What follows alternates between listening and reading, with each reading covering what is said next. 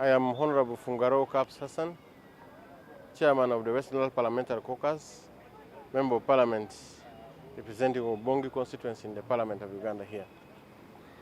First, I stand here on my own behalf and on behalf of the people of West Nile, the members of Parliament in the West Nile Parliamentary Caucus, and the people back home.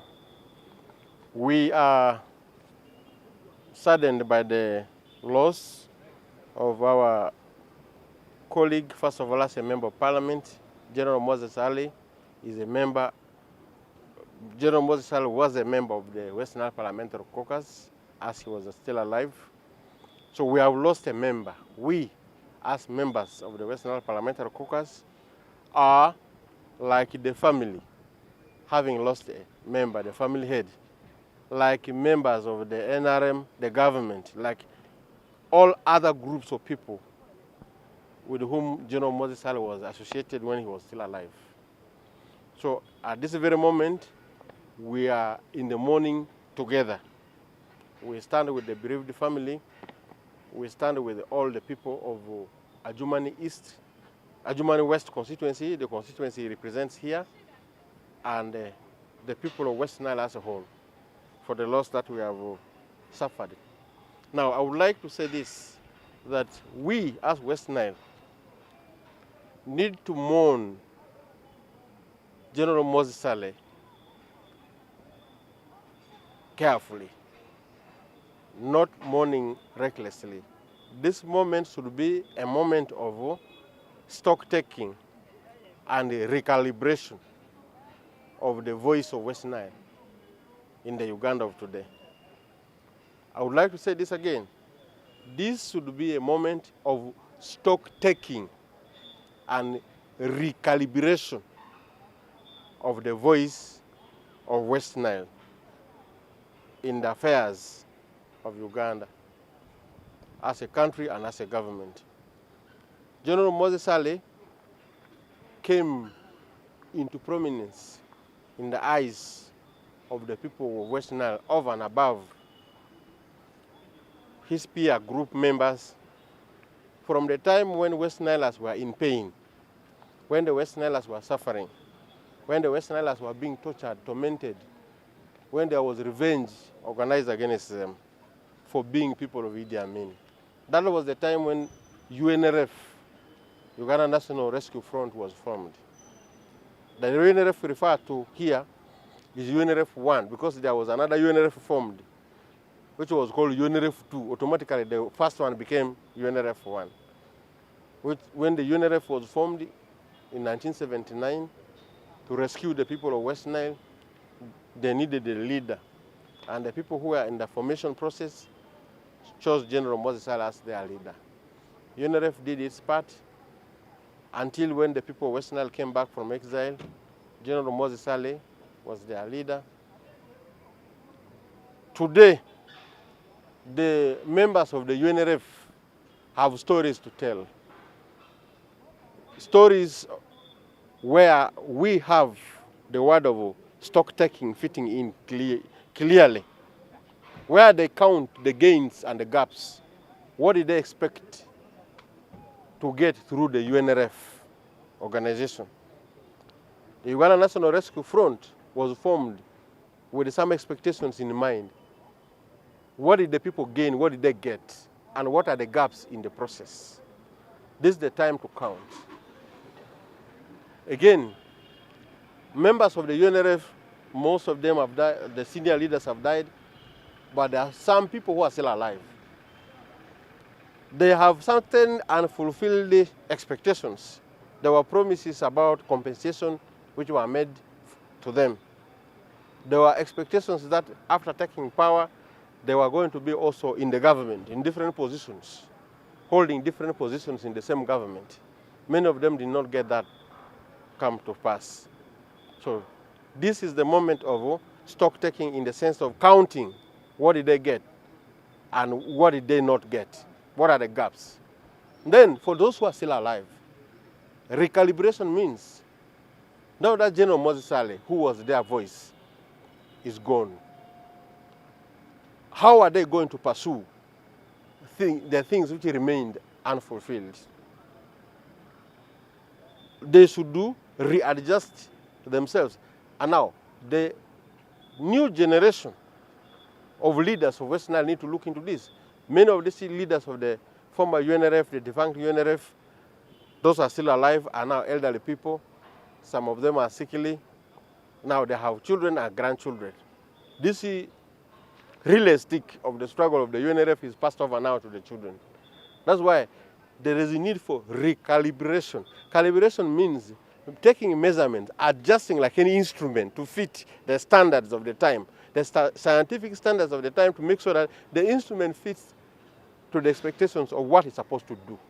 Now, here, the younger people of West Nile, following in the footsteps of General Moses Ali, and the leaders who went before him, the late General Aminonzi, the late General Ali Bamuze, who led the UNRF too, and the others, the late Rajab Rembe, all these people, what did they fight for?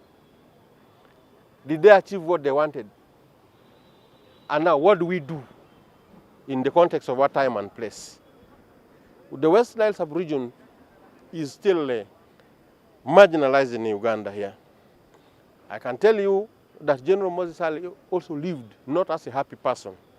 There are moments when we shall reveal to you what General Moses Ali told us when we were with him, the pain he went through in the process of trying to pursue what he expected to get out of this government. This government of NRM came into power with a big contribution from the UNRF, from General Moses Ali's group. They had expectations. As a team, many of these expectations never came to pass.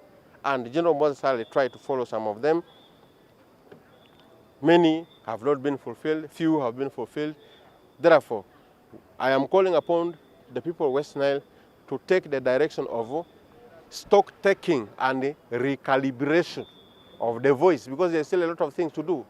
We should mourn General Moses Ali as a leader of a people in a struggle. When the leader of a people in a struggle dies, the way he is mourned is not anyhow. The way he is mourned is very calculative, is very thoughtful, is very organized. I am now turning to the issue of the program. At first we were given a program, of course in consultation with the family. I went to the family home here in Kampala at Naguru. Yesterday I was there, this morning I was there.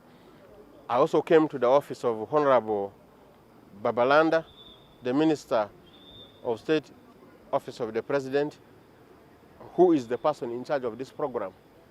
We had a discussion together. We went to the media centers together where she issued this statement. But we, as the West Nile members of parliament, in the West Nile Parliamentary Caucus particularly, and the people back home, are a little bit disappointed with the way the program has been finally announced.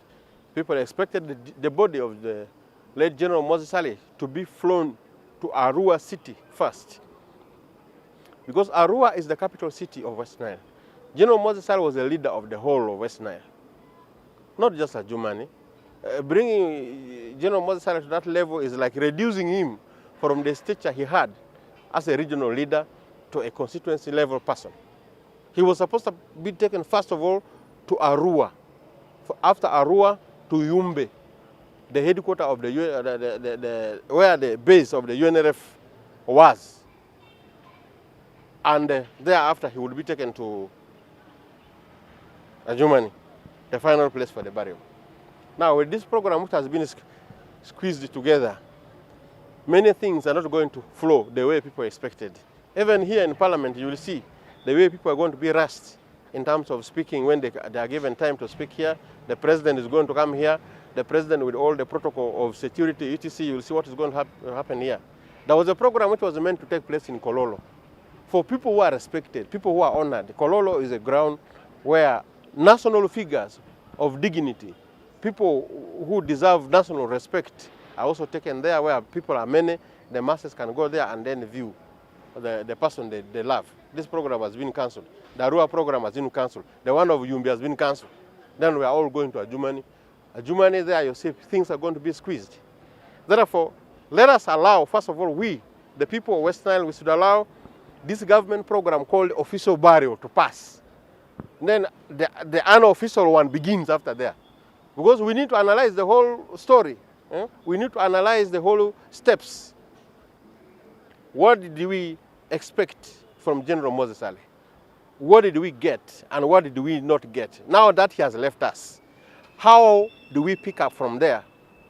The things we really will lose in his absence, how do we feel them? There are some historical pieces of knowledge, maybe something written, which he has left for us. We need to look at these things together in a very thoughtful manner, and then we reorganize ourselves in a spirit of unity in diversity. We as West Nile people, we are West Nilers all together. Unity in diversity, regardless of tribe, religion, political party, we are going to stand together as one.